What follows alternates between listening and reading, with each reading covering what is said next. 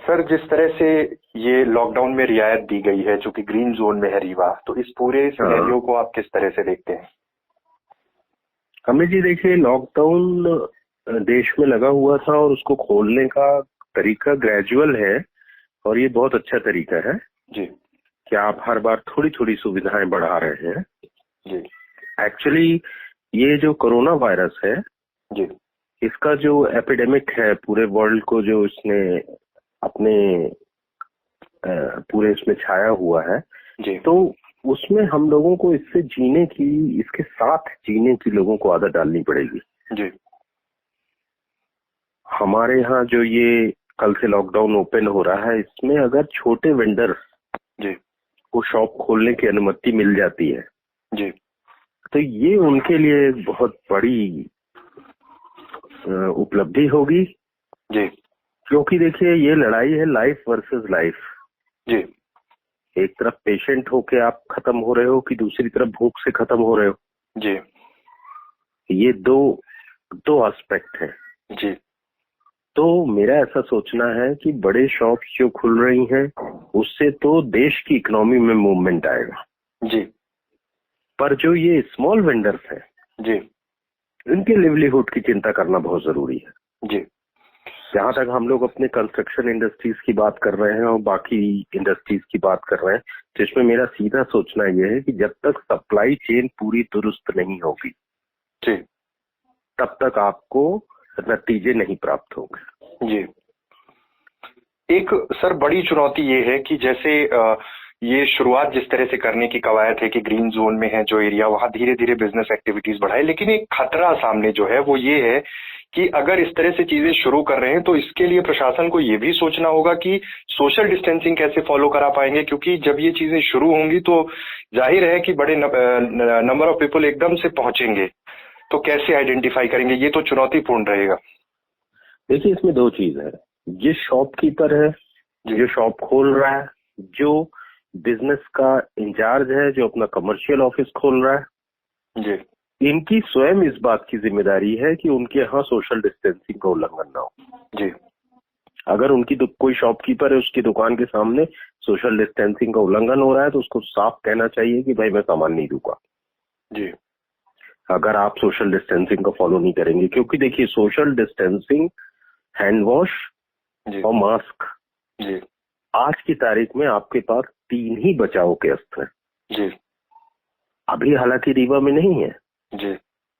पर जैसे जैसे लॉकडाउन खुलते जाएंगे तो पेशेंट्स एक शहर से दूसरे शहर और इस टाइप के लोगों का आना जाना बढ़ता जाएगा, और कोई आश्चर्य नहीं जी। कि ग्रीन एरियाज भी फ्यूचर में इन्फेक्ट हो जाए। जी। इसलिए प्रिकॉशन लेना बहुत जरूरी है, और इसके लिए जरूरी यह है कि जैसे मैं अगर अपना ऑफिस खोलता हूं तो मुझे जिम्मेदारी लेनी चाहिए कि मेरे यहाँ सोशल डिस्टेंसिंग पूरी तरीके से मानी जाएगी। रह गई बात पब्लिक ट्रांसपोर्ट, जी। तो ये गवर्नमेंट पे डिपेंड करता है, ये पुलिस और ट्रैफिक की अथॉरिटी पे डिपेंड करता है कि वो हमारे यहाँ टैक्सी और बसेस और सिटी बसेस और इनको कैसे नियंत्रित कर पाते हैं कि ये लोग ओवर क्राउडिंग में ना जाए। जी। और लोगों को अवेयर होना चाहिए। सबसे बड़ी बात है, लोगों को अवेयर होना चाहिए। अगर उनको लग रहा है कि ऑटो वाला ओवरलोडिंग कर रहा है तो बाकी लोगों को उतर जाना चाहिए। जी। उन्हें रिफ्यूज करना चाहिए कि नहीं नहीं नहीं, तुम सोशल डिस्टेंस इग्नोर कर रहे हो, हम अपनी लाइफ से मजाक नहीं करेंगे। जी। पर मेरा जो इस शहर का अनुभव है जी। कि एक ऑटो में 15 बच्चों को लेके वो स्कूल छोड़ने जाता है और पेरेंट्स अलाउ करते हैं। जी। तो कैसे मैं मान लूं कि रीवा के पेरेंट्स इतने, या रीवा का आदमी इतना जिम्मेदार है कि वो कल विरोध करेगा। जी। मुझे ऐसा लगता है कि जो यूजर है, जो उस पब्लिक ट्रांसपोर्ट में बैठ रहा है, उसे खुद जिम्मेदारी पूर्वक कहना चाहिए कि नहीं, तुम ओवर क्राउडिंग कर रहे हो, सोशल डिस्टेंसिंग का इग्नोर कर रहे हो, हम आपकी सुविधा नहीं ले पाएंगे। जी। अब तक की जो परिस्थितियां थी सर, जिस तरह से टोटल लॉकडाउन हुआ, तमाम चीजें बंद की गई, लोगों के मन में एक अजीब सा डर है। वो डर है कि जिस तरह से इकोनॉमी डाउनफॉल में जा रही है, उसके पहले की परिस्थितियां थी, अब की परिस्थितियां हैं, और आगे क्या होगा। पोस्ट लॉकडाउन को लेकर लोगों के मन में बहुत से संशय हैं। तमाम इंडस्ट्रीज, छोटे स्मॉल साइज बिजनेस हो या बड़े बिजनेसेस हो, सब पर सबकी नजर है और एक डर का माहौल है। तो ये तो एक चुनौतीपूर्ण बनती जा रही है चीजें। आगे क्या सिचुएशन होगी, ये एक बहुत बड़ा क्वेश्चन मार्क लोगों के सामने है। देखिए, एक क्या है, एक तो साइकोलॉजिकली आदमी बहुत डिप्रेस है इस समय। जी जो समझदार लोग हैं उन लोगों के अंदर एक अनजान सा डर बैठ गया है कोरोना को लेकर। जी ये डर जो है 40 दिन के आपके लॉकडाउन के दौरान जो आपने मीडिया के थ्रू जनरेट हुआ है, आपको जो हिदायतों के थ्रू जनरेट हुआ है, जी वो डर लोगों को मुख्य धारा में और मेन स्ट्रीम में तेजी से काम करने के लिए रोकेगा। जी दूसरी चीज देखिए, मैं आपको पहले भी मैंने आपके यहाँ एक इंटरव्यू में कहा था कि इंडिया की 50,000 करोड़ की पर डे की जीडीपी है। जी 40 दिन का लॉकडाउन मतलब सीधे सीधे 20 लाख करोड़ का आपको नुकसान हुआ है। जी और 20 लाख करोड़ के नुकसान को चाहे कोई एनालिटिकल चाहे किसी भी तरीके से 2 लाख करोड़ बताएं या 15 लाख करोड़ बताएं, ये मैटर नहीं करता, पर 20 लाख करोड़ का जो लॉस है वो एक दिन में सही नहीं होगा। जी ये हमारे देश में हमें इकोनॉमी की दौड़ में आने में मुझे नहीं लगता कि 9-10 महीने से कम लगेंगे। जी और वो भी तब जब हमारे जो गवर्नमेंट इंस्टीट्यूशंस हैं, जो हमारे बैंक्स हैं, जो सरकार है, वो छोटी जो इंडस्ट्रीज हैं और जो मीडियम क्लास इंडस्ट्रीज हैं, जो छोटे बिजनेसमैन हैं, इनके लिए इंसेंटिव बेस्ड पैकेजेस लेके अगर नहीं आएंगी तो जी सस्ते में फाइनेंस उपलब्ध कराया जाना चाहिए। अभी तो मैं देख रहा हूँ कि बैंकिंग इंस्टीट्यूशंस ये जो मोरेटोरियम इंटरेस्ट का हुआ है, जो इंस्टॉलमेंट का हुआ है, वो तक नहीं दे रहे हैं।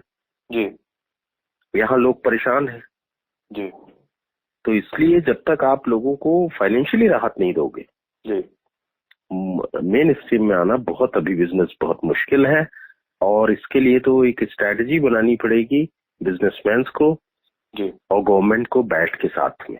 जी मतलब एक टू वे कम्युनिकेशन डेवलप करना होगा अगर इस मतलब जिस तरह की सिचुएशन अभी इकोनॉमी की है उससे बाहर निकलने के लिए। बाहर निकलने के लिए टू वे कम्युनिकेशन होना चाहिए। आप यूनिलैटरली, जैसा हमारे जो सरकार को सोचने की आदत हो गई है कि खुद ही सोचती है वो लोगों के बारे में, तो ऐसा नहीं होगा। यूनिलैटरल काम नहीं चलेगा। आपको बायलैटरल डिस्कशंस आपको इन्वॉल्व करने पड़ेंगे, सोचना पड़ेगा आपको लोगों को, और उनके सजेशंस भी लेने पड़ेंगे जी जो लोग इससे प्रभावित वर्ग है। जी सर एक कैश क्रंच है इकोनॉमी में, जी बहुत जबरदस्त कैश क्रंच है। कंपनियों को के लिए, बिजनेसमैन के लिए मेरी एक हिदायत है जी कि टर्नओवर भूल जाइए, आप प्रॉफिट लॉस भूल जाइए। जी हो सकता है आपका टर्नओवर कम हो रहा हो या आपका बिजनेस लॉस में जा रहा हो, जी आपको कैश बेस्ड वर्किंग करनी चाहिए। जी आप अपनी स्ट्रेटजी लोगों को बदलना पड़ेगा, अपने को कैश रिच बना के काम करना पड़ेगा। जी चाहे वो सरकार की मदद से हम बनाए, चाहे बैंक की मदद से बनाए, चाहे हम अपने एसेट्स को सेल करके बनाए।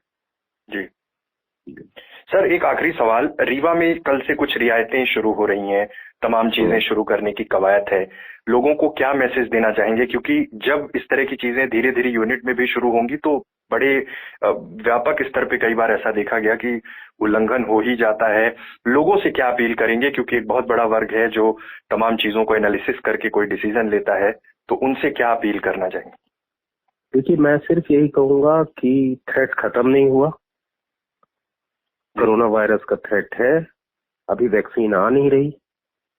हमको सोशल डिस्टेंसिंग को फॉलो करना है, हमें मास्क पहनना है, हमको हैंड वॉश करना है, और हमको ये जिम्मेदारी लेनी है कि हमसे कोई गलती ना हो, और हमारे सामने अगर कोई गलती करे तो भी हम उसे गलती ना करने दें। जी ये देखिए, प्रशासन अकेले काम नहीं कर सकता, हमको इंडिविजुअली ये काम करना पड़ेगा। जी कि कोई हमारे पास अगर आता है और वो इन नॉर्म्स को नहीं मानता तो हमको उसे कहना पड़ेगा कि नहीं, आप नॉर्म्स का फॉलो करो, नहीं तो हम हमारे साथ काम मत करो। ये हमें बोलना पड़ेगा। जी हमको इग्नोर नहीं करना है हिदायतों को। और गवर्नमेंट से और पुलिस प्रशासन से मेरी उम्मीद है कि अभी तक तो उन्होंने बहुत अच्छा काम किया, पर जैसा कि ये कहा जा रहा है कि लोग बिना काम के बाहर नहीं निकल सकते। जी मेरा सोचना है कि तुम क्या, इनके पास ऐसा मैकेनिज्म है गवर्नमेंट के पास कि वो समझ जाएगी कौन काम से जा रहा है, कौन नहीं काम से जा रहा है। जी ये बड़ी चुनौती है। ये बड़ी चुनौती है। देखिए, एक वेग सा ऑर्डर है और रीवा का तो अभी तक ऑर्डर ही नहीं ओपन हुआ। जी मैंने अभी तक मुझे देखने को नहीं मिला कि रीवा में क्या हिदायतें दी गई हैं, कौन सी जी शॉप्स ओपन हो रही हैं, कौन सी नहीं हो रही। मुझे लगता है कि जल्दी डिसीजन लेने चाहिए जी और उसके बारे में लोगों के कंसेप्ट साफ करने चाहिए। व्यापारियों के लिए मैं सिर्फ एक चीज कहूंगा, प्रशासन से मैं भी एक उम्मीद करता हूं कि प्रशासन चैम्बर ऑफ कॉमर्स जैसी संस्थाओं को अपने डिसीजन मेकिंग में पार्ट करे, जी हिस्सेदार बनाए। जी ठीक है, चलिए, बहुत बहुत thank you. धन्यवाद सर। Thank you.